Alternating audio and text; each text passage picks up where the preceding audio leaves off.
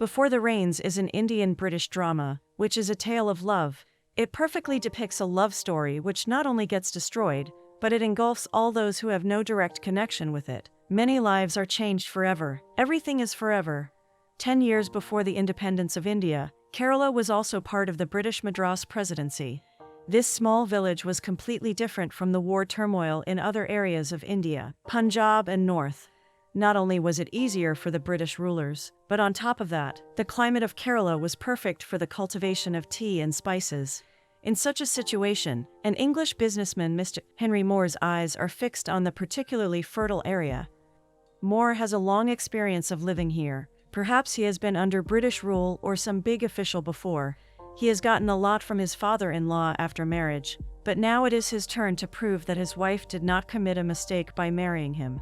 Moore has taken a big loan from the bank so that he can build a concrete road to his farm.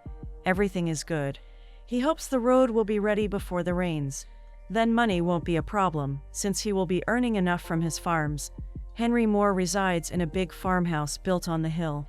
His wife Laura and son Peter live in England. Sometimes they come here on holidays, but despite this, loneliness does not bother the man. He remains busy with work all the time. For his service, he has employed Neelan, an educated man from the village, who stays with Moore almost all the time. The lady who works in his house, Sajani, is also special, and she takes care of all Moore's needs. Since she has worked with him for a long time, they both start to develop feelings for each other. Moore tells her that he loves her, and one day he will take her away from here with him. Moore and Sajani often go to spend time in the forest alone. Whenever Moore leaves the farmhouse, he hides Sajani in the car so that no one can see her. And when the path becomes deserted and he feels as if the coast is clear, they come closer without any care. One day when they are together in the forest collecting, some children see them hugging each other, but cannot see clearly who the man is. Luckily, they both escape from there without getting caught. It becomes quite late by the time they return back from the forest to their house. Since it is quite dark, Mr. Moore orders Neelan to drop Sajani to her village. Neelan and Sajani are childhood friends. Neelan knows that there is something going on between Moore and Sajani. That's why Neelan advises her to stay away from all this. Sajani is actually the elder sister of his best friend, Manas, and has recently gotten married to one of the villagers. That evening, when Neelan is dropping Sajani to her house, he notices that because she is coming late to the house, her husband is angry with her. He is scolding her and begins to curse at her. Then, from nowhere, his best friend Manas shows up. Turns out he often comes to his sister's house for food. He is seen outside the house. During a friendly conversation, he sees Neelan's English revolver and seems impressed. Neelan tells his friend that this revolver was given to him by Mr. Moore. Neelan's father is a member of the village council, a very respectable man who opposes the British. He hates his son Neelan's English. He is unhappy with working for Henry Moore, but Neelan opposes this. He believes that the village has progressed with the arrival of the British. Otherwise, they would have lived like this for centuries. There was nothing left. Now there are buildings, schools and hospitals, along with roads. Due to this construction, the people of the village get daily food, but Neelan's father believes that they have lived here for ages without the help of the British. Until today, they have not faced any problems. Well, it was the mistake of Neelan's father to send him to an English school in his childhood. Although this school was first used as a place for education, but now serves as a place to create a rebellion against the British. In childhood, when Neelan used to study in school, the master was expelled. Now the headmaster has led a movement which tries to revolt against the British and does not accept their rule over their village. In fact, he even tells Neelan to join his movement and become a part of the revolution. But Neelan tells him that he is happy the way he is, and he is not interested in joining any sort of movement. He tells his headmaster that everyone should learn to live together with unity, and that the British will bring new sorts of technology which will ultimately help the people of the village. The headmaster, after listening to everything, says that living in unity is only possible between two equal people. Instead, he questions Neelan whether his master considers Neelan as his equal, and whether they should go with him to inquire about Mr. Moore. Neelan stops them and tells them that their taunts have no effect on him, and that he is living a completely fine life while serving Mr. Moore. Soon the road work is going to be inaugurated. Mr. Moore has organized a big event. He has invited his wife and son from England to attend it. Now when Moore's wife and child are at home, Moore does not even look in Sejani's direction. Even though previously, he couldn't even take his eyes off of her. It is obvious to her that he only talked big, and that he has no intentions of keeping his promises. But when no one is around, he tells her that he loves her. But Sejani does not believe him. She put her life, her reputation, and everything at stake in the affair, and it seems as if Mr. Moore is only taking advantage of her. His love is only for words. If he has to put anything of his own at stake, then he will step back. But unfortunately, Sejani is madly in love with Moore, despite seeing everything, and she acts as if she has become blind to his actions. On the other hand, soon the road's construction gets going in full swing. It is apparent that if the construction of the road continues at the same pace, then the road will be completed way before the monsoons. But one day when Sejani returns home, her husband asks her why she had gone to the forest, but she bluntly denies it. Turns out those children told their elders what they saw that day. Her husband asks her again, and when she denies it, he begins to get angry and starts to shout at her. He begins beating her up and cursing at her. On the other hand, Mr. Moore has invited a very important banker to his house to let him know about the development of his road. He is in the middle of talking to his bank officer when suddenly he hears the dogs of his farmhouse barking. He rushes out with a gun to check on them and finds a wounded Sejani near the gate. She is in a very bad situation. Turns out she escaped while avoiding her husband. Since Mr. Moore cannot take her to his home, he has a wife and a child in the house. Along with a bank officer, he takes her to the fuel room in the outhouse where Neelan resides. Here, Sejani tells them that her husband has become suspicious, but she did not disclose Moore's name. Neelan warns Mr. Moore that they have to make sure Sejani's husband does not come looking for her there, or else there will be a huge mess. Furthermore, he says now the village council will have to sit and decide, and if they find Sejani guilty, not only will they execute her, but they will also come for everyone else, including Neelan, Mr. Moore and his family. They will not let them live. So for everyone's sake, it would be better if Sejani is sent away from here. Sejani also knows what punishment the village council gives for illicit love.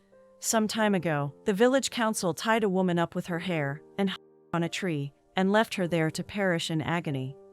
Moore then assures Sejani that he will definitely hide her, and that she does not need to panic.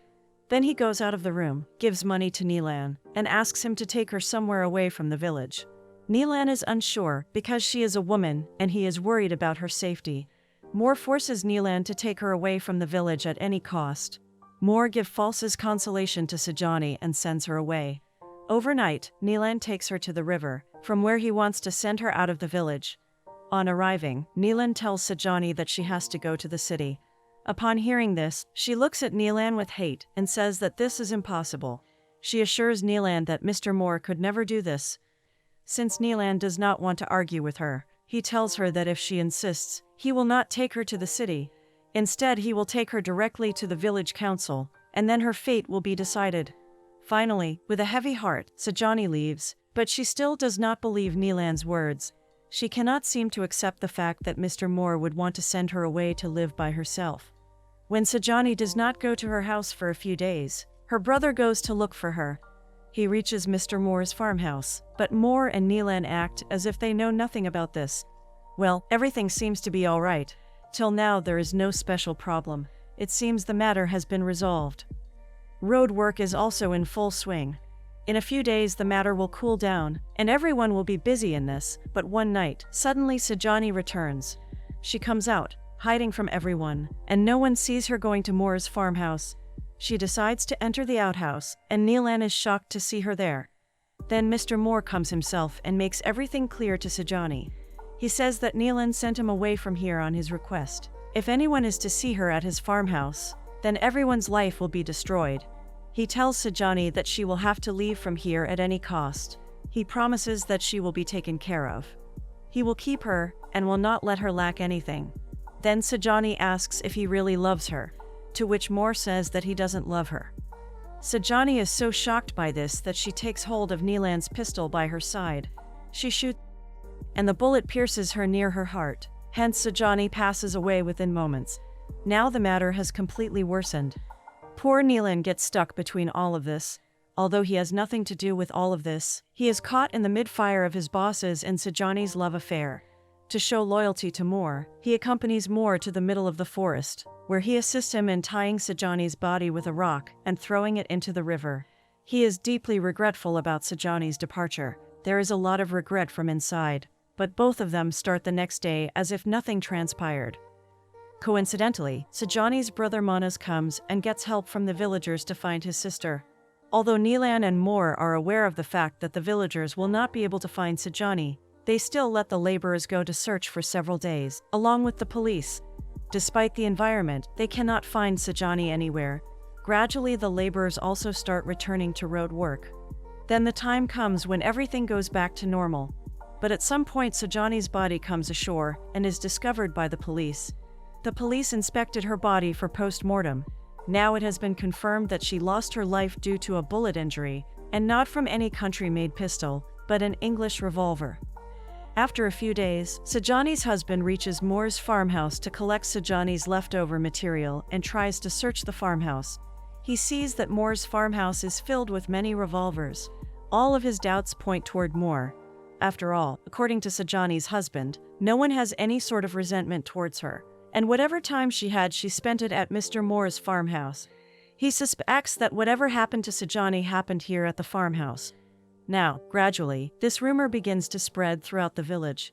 Bank officials are also afraid that some kind of rebellion will start in the village. If the roadwork stops, then the bank's money will be lost. Moore has to get his name out of this case as soon as possible, because the girl used to work for him, and she was also murdered with an English revolver. The bank officer gestures to Moore that he has heard that Moore had given an English revolver to one of his workers as a gift. His hint is clear that he should trap poor Nilan in this, and come out of all the trouble himself. The danger looming on their project will go away automatically. Ultimately, Sejani's husband, along with the villagers, come to search Nilan's room. They have come to know about the revolver that was given to Nilan by Mr. Moore. Furthermore, they also know that Nilan had shown the revolver to Manas. Now all the blame shifts to Nilan, and he is brought before the village council for questioning. It is said that, if the allegations made against him are found to be true, then he will be executed, but if he confesses the truth, then he will be given a chance to live. But even after repeatedly asking whether he was the one who shot Sejani, he refuses every time. When he is inquired on the revolver, he denies this and says that he sold it, but Sejani's husband found the revolver during the search of his room. So they know Nilan is not telling the whole truth. They keep questioning him regarding Sejani's murder and affair with her. Now there is only one solution. He is taken to their priest. He finds out the truth by testing his mantra. In the test, if Nilan is proved to be a liar, he would be sentenced. But Nilan was telling the truth. He passes the question test. On his father's insistence, he finally confesses the truth that Sejani actually. He is further asked whether he is the secret lover, but he bluntly denies it.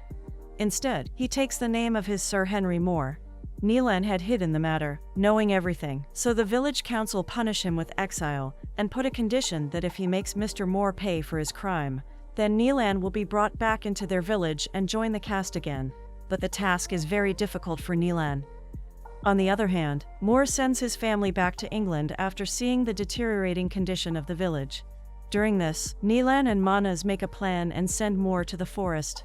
Moore understands that the villagers are about to ambush him, so he runs away to save his life, but is soon caught by Nilan and Manas. The task of murdering Henry Moore is given to Nilan. By doing this, he will be welcomed again by the villagers. He will prove his loyalty. He has pointed the gun at his head. Here, finally, he cannot muster the courage to shoot. He says that slavery is ingrained in his blood. Nilan lets Moore go and throws his revolver away. The road was to be built before the rains. This seems to be the most important project of Moore's life. Monsoon season has started early, so now it will remain incomplete. Nilan is now exiled from his village, never to return. There is no place for him in the village, but as a result, he stops working for the British. Although Sejani loved Moore wholeheartedly, Moore could never repay her. He never really loved her dearly from the beginning. All that mattered to him was his road project, and that too remained incomplete. In the end, because of Moore, both Sejani and Nilan had to suffer.